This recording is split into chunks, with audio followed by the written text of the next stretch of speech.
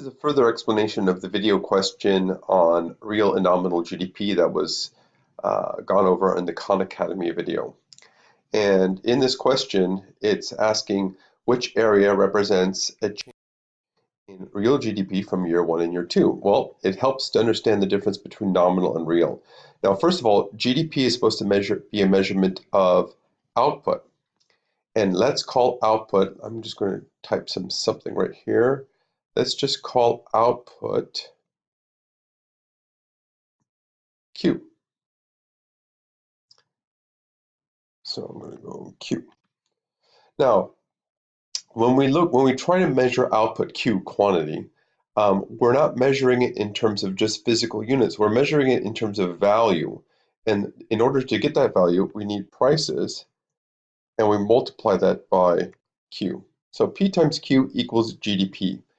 But remember, we're just focusing on Q.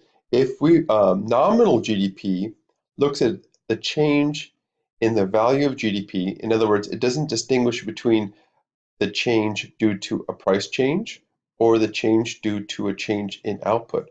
Real does. In other words, real GDP looks at the change in GDP only attributable to a change in Q.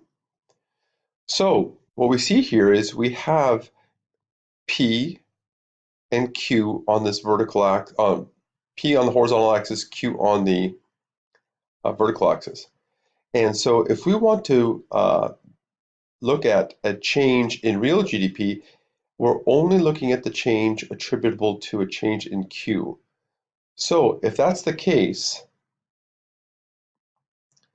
if this represents a change in GDP, we want to eliminate area A because area A is showing a change in P. Can you see that?